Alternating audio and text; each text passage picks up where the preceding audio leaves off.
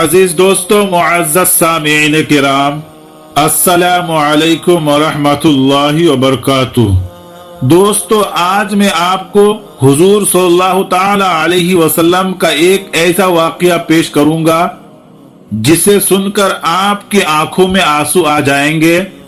लिहाजा आप तमामी हजरात से गुजारिश है कि वीडियो को आखिर तक जरूर देखिएगा, और अगर आप अल्लाह के रसूल को दिल से मानते हैं, यानी कि अगर आप आशिक रसूल हैं, तो कमेंट बॉक्स में या रसूल अल्लाह जरूर लिख दे।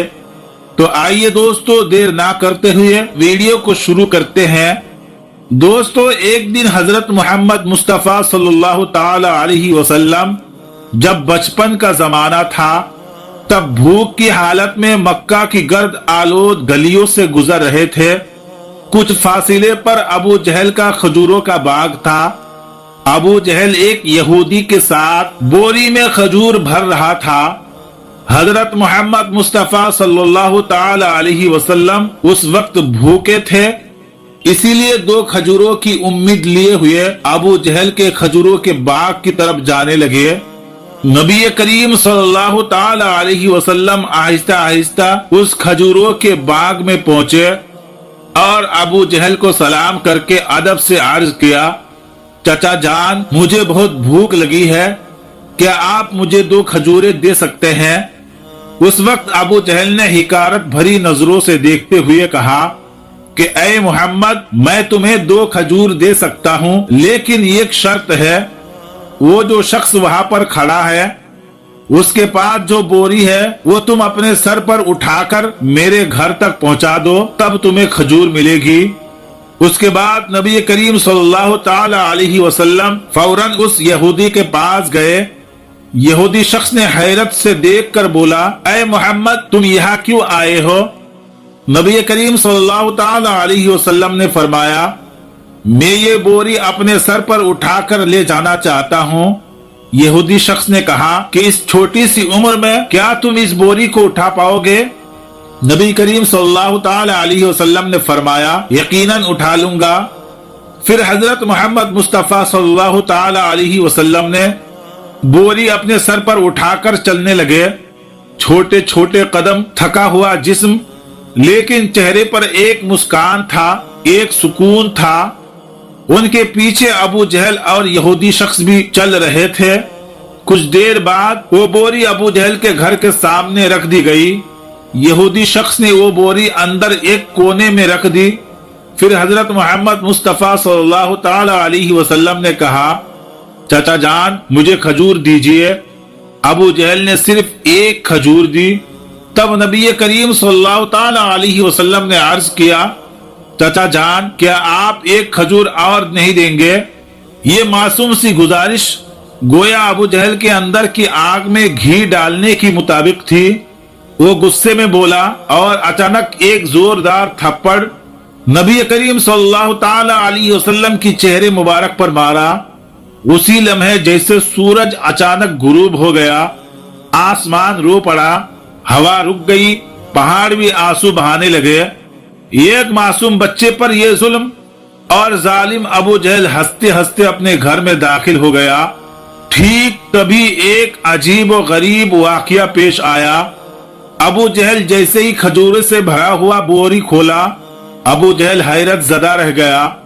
उसने देखा कि बोरे में सारी खजूरें छोटे छोटे पत्थरों में बदल गई है। ये मंजर देखकर यहूदी शख्स वही रुक गया और थोड़ी देर बाद इस अजीब वाकया की खबर देने के लिए वो तेजी से अपने सरदार के पास दौड़ा।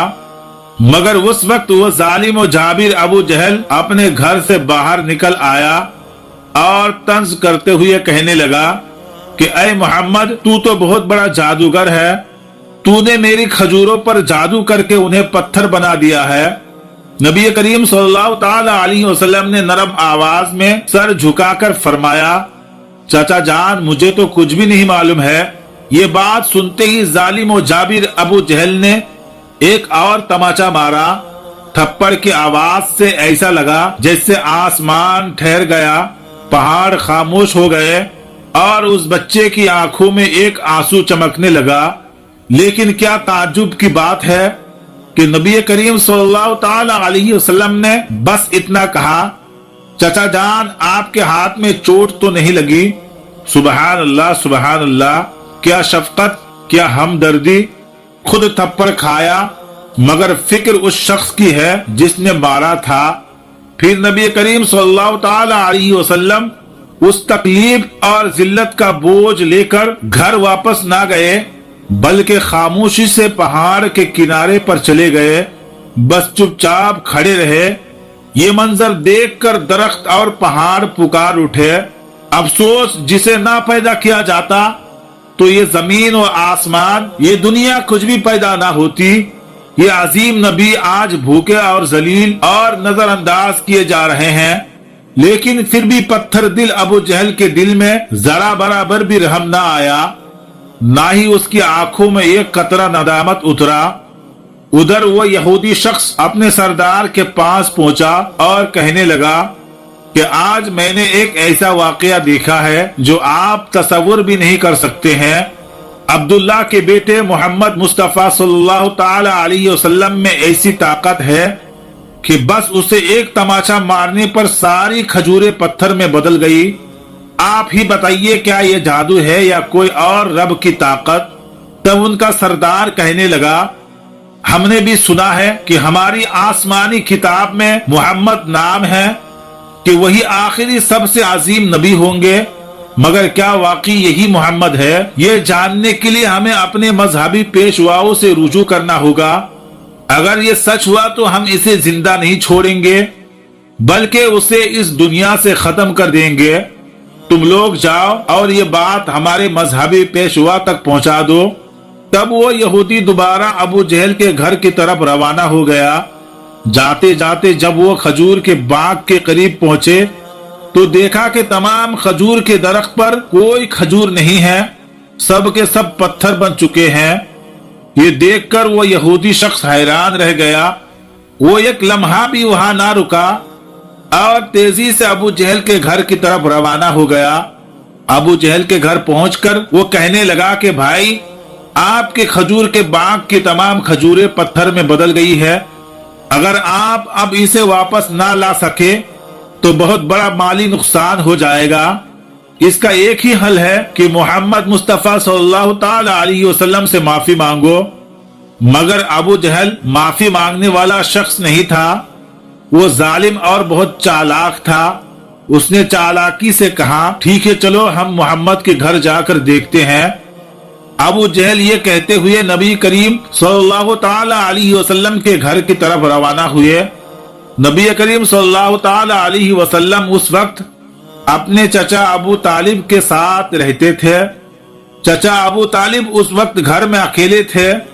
کچھ ہی دیر بعد ابو جہل وہاں آ پہنچا اور کہنے لگا کہ اے ابو طالب، محمد نے یہ جادو کہاں سے سیکھا ہے؟ وہ تو بہت بڑا جادوگر نکلا، اس نے میری تمام کھجوریں پتھر بنا دی ہے۔ کہاں گیا ہے؟ کیا تمہیں کچھ پتا ہے؟ کہیں کسی پہاڑ کے کنارے جنگل کے شیر یا جنگلی جانور تو نہیں کھا گیا؟ یہ سنتے ہی چچا ابو طالب نے دیر نہ کی اور نبی کریم صلی اللہ تعالی علیہ وسلم کو تلاش کرنے کے لیے نکل پڑے۔ ادھر نبی کریم صلی اللہ تعالی علیہ وسلم پہاڑ کے کنارے بیٹھے رو رہے تھے اور کہہ رہے تھے، اگر آج میرے والدین زندہ ہوتے تو کوئی میرے ساتھ ایسا سلوک نہ کرتا، میں آج بہت تنہا ہوں۔ نبی کا رونا دیکھ کر جنگل کے شیر، ہرن اور تمام جانور وہاں آ گئے اور وہ بھی اس درد میں درد محسوس کر کے رو پڑے اور کہنے لگے، یا رسول اللہ، یہ تھپڑ جیسے ہمیں لگا ہے۔ یا رسول اللہ، آپ اب نہ روئے، یہ آنسو ہم برداشت نہیں کر پا رہے ہیں۔ کچھ ہی لمحے میں چچا ابو طالب وہاں آ پہنچے۔ یہ منظر دیکھ کر کچھ نہ کہہ سکے، بس وہ حیرت زدہ رہ گئے۔ پھر چچا ابو طالب نے تسلی دیتے ہوئے فرمایا، کس نے تمہیں اتنی تکلیف دی ہے؟ جب تک میں زندہ ہوں کوئی تمہیں تکلیف نہیں دے سکتا۔ اس کے بعد چچا ابو طالب نے نبی کریم صلی اللہ تعالی علیہ وسلم کو لے کر گھر واپس چلے گئے۔ اسی رات چچا ابو طالب ابو جہل کے گھر گئے اور کہنے لگے کہ تم اسے جادوگر کہہ رہے ہو، جبکہ اس نے تو کچھ مانگا بھی نہیں تھا۔ उसने तो तुम्हारी खजूरें भी नहीं ली, उसने तुम्हारे खिलाफ कुछ नहीं कहा। उसकी आंखों से जो आंसू गिरे वो एक दिन पहाड़ों को भी पिघला देंगे। ये कहकर वो वहां से चले गए। ये सुनकर अबू जहल कोई जवाब ना दे सका, क्योंकि इसमें कुछ ऐसा जरूर था जो अबू जहल महसूस कर रहा था, मगर वो इसे तस्लीम नहीं करना चाहता था। दरअसल अबू जहल एक झूठा और जालिम इंसान था। उसी रात मक्का के आसमान पर एक रोशनी दिखाई दी। सबने समझा कि शायद कोई सितारा टूटा है, मगर दर हकीकत फरिश्ते एक एक करके नाजिल हो रहे थे। एक फरिश्ते दूसरे से कहने लगा कि उनकी आंखों की आंसू से एक दिन अजीम किताब नाजिल होगी। यही सबसे अजीम इंसान और आखिरी नबी होगा जो पूरी दुनिया के लिए रहमत बनकर आएगा। उधर यहूदी को जब इस मुजज़ाती वाकया की खबर सुनी तो उन्होंने नबी को कत्ल करने का साजिश करना शुरू कर दी, क्योंकि वो चाहते थे कि आखिरी नबी उनके कबीले में पैदा हो, मगर ऐसा ना हुआ। उनमें से एक यहूदी शख्स अपने मजहबी पेशवा के पास गया और उसे तमाम वाकया तफसील के साथ बताया। तब उनका पेशवा कहने लगा कि मैं इसे पहचान गया हूँ, यही वो नबी है जिसका जिक्र हमारी किताब में है। उसकी दो निशानियां हैं, एक उसके कांधे पर मेहर नबुवत और दूसरी उसकी निगाहों में रहमत। किसी ने पूछा तो क्या आप ईमान लाएंगे उन पर? वो खामोश हो गया, सर झुका लिया, फिर सिर्फ इतना कहा, हम नहीं चाहते हैं कि वो हमारे कबीले में आए, इसीलिए हम सच्चाई का इनकार करेंगे। दूसरी तरफ हर साल चचा अबू तालिब तिजारत की गर्ज से शाम का सफर किया करते थे।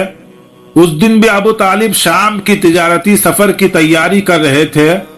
उसी वक्त मोहम्मद मुस्तफा सल्लल्लाहु ताला अलैहि वसल्लम कहने लगे, चचा जान, मैं भी आपके साथ शाम के सफर पर जाना चाहता हूँ। अबू तालिब उनकी बात टल ना सके, चुनांचे अगले दिन वो तिजारती सफर पर रवाना हो गए। कुछ मंजिलें तय करने के बाद तिजारती काफिले बुशरा नामी एक मकाम पर पहुंचा और वहां आराम करने लगा। उस मकाम से कुछ फासले पर ईसाइयों का एक गिरजा घर था, जिसमें एक बहुत बड़ा आलिम दीन रहता था, जो उस जमाने का अजीम तरीन पादरी माना जाता था। जब काफिले वहां से गुजरने लगे तो उस ईसाई पेशवा ने गौर से देखा कि काफिले के साथ एक ऐसा नौजवान है जो बिल्कुल अलग नजर आता है। उसके बिल्कुल ऊपर एक बादल का टुकड़ा मौजूद था, जो उसके सर पर साया करते हुए साथ साथ चल रहा था। ये देखकर ईसाई पेशवा हैरान रह गया। उसने फौरन अपनी मजहबी किताबों को खोल कर देखा और समझ गया कि यकीनन इस काफिले में आखिरी जमाना का नबी मौजूद है। तब उसने जल्दी से अपने किसी आदमी को बुलाया और कहा, जाओ उस काफिले के तमाम लोगों को बुला लाओ, हम उन्हें दावत देंगे। ये सुनकर वो आदमी गया और काफिला के लोगों से कहने लगा कि प्यारे भाइयों, हमारे मजहबी पेशवा ने आप सबको दावत पर बुलाया है, बराए करम ये दावत कबूल करे। फिर काफिला के तमाम अफराद वहां गिरजा घर में आ गए। ईसाई पेशवा ने सबको खूब खाना खिलाया। कुछ देर बाद उसने अबू तालिब से कहा कि ऐ काफिला के सरदार, यकीनन इसके वालिदैन का इंतकाल हो चुका है। अबू तालिब ने कहा, जी हाँ, आपका अंदाजा दुरुस्त है, उनका इंतकाल हो चुका है, अब मैं इसकी परवरिश कर रहा हूँ। तब ईसाई पेशवा ने कहा कि ऐ काफिला के सरदार, याद रखो तुम्हारा भतीजा यकीनन अल्लाह के आखिरी नबी होंगे, इसकी पीठ पर मुहर नबुवत साबित है। तुम्हें चाहिए कि इस पर बहुत नजर रखो और इसे कभी अकेला ना छोड़ो, क्योंकि अगर यहूद व नसारा को इसका इल्म हो गया तो वह इसकी जान लेने की कोशिश करेंगे, इसमें कोई शक नहीं है। इस पर अबू तालिब ने कहा, आपको ये खबर कैसे मालूम हुई? ईसाई पेशवा ने जवाब दिया, मैंने तौरेत की किताब में इस वाकया की तफसील पढ़ी है। अब तुम जाओ और अपने भतीजे को यहाँ ले आओ। अबू तालिब उसे लाने के लिए रवाना हो गए। कुछ देर बाद ईसाई पेशवा ने देखा कि एक और काफिला रवाना हो रहा है। وہ فوراً وہاں گیا اور اس نے پوچھا کہ تم لوگ کون ہو، کہاں جا رہے ہو اور کیوں جا رہے ہو؟ انہوں نے جواب دیا کہ ہم روم کے سپاہی ہیں، ہمارے بادشاہ نے ہمیں بھیجا ہے۔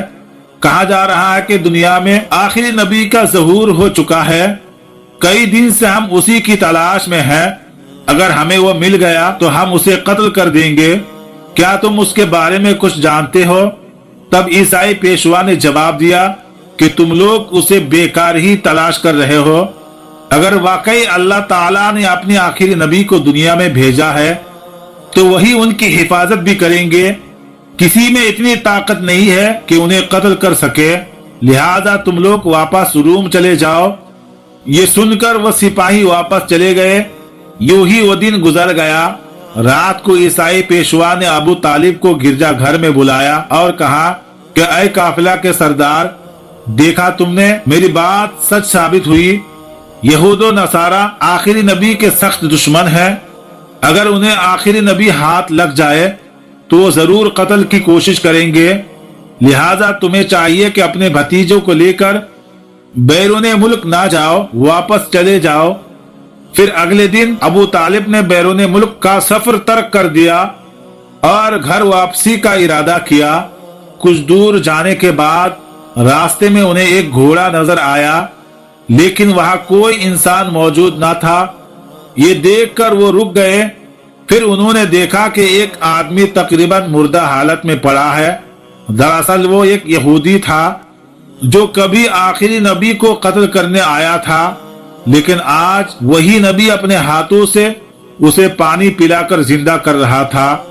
پھر اسے ساتھ لے کر قافلہ دوبارہ سفر پر روانہ ہو گیا۔ یوں چلتے چلتے قافلہ سمندر کے کنارے پہنچا جہاں مچھواروں کی ایک بستی تھی۔ وہی قافلہ آرام کے لیے رک گیا، لیکن وہاں کے مچھوارے بت پرست تھے اور شدید تہمت پرستی میں مبتلا تھے۔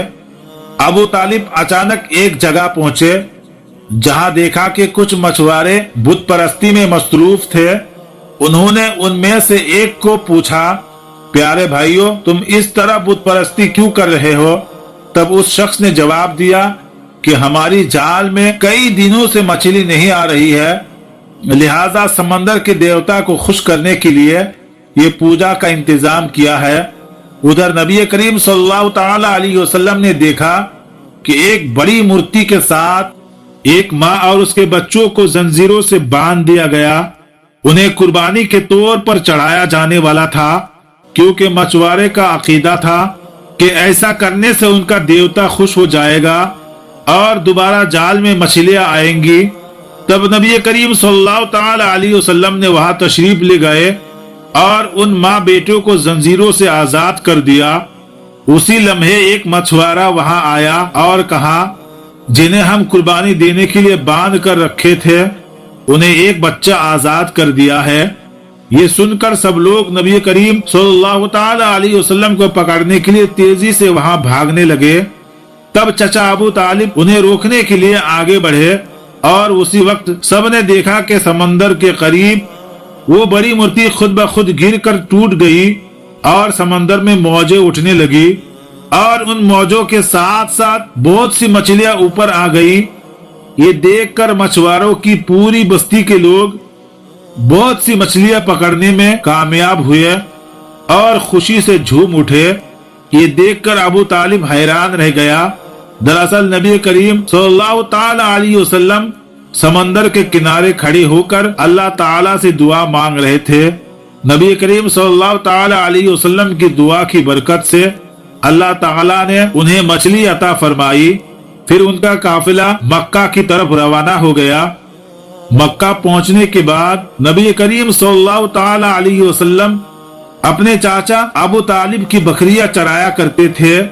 ایک دن بکریاں چراتے ہوئے واپسی پر نبی کریم صلی اللہ تعالی علیہ وسلم نے دیکھا کہ ایک جگہ غلاموں اور لونڈیوں کی خرید و فروخت ہو رہی تھی۔ مردوں کو گرم لوہے کی سلاخوں سے ظلم و ستم کا نشانہ بنایا جا رہا تھا، عورتوں کو اونچی قیمت پر بیچا جا رہا تھا۔ یہ منظر دیکھ کر نبی کریم صلی اللہ تعالی علیہ وسلم کو بہت تکلیف ہوئی۔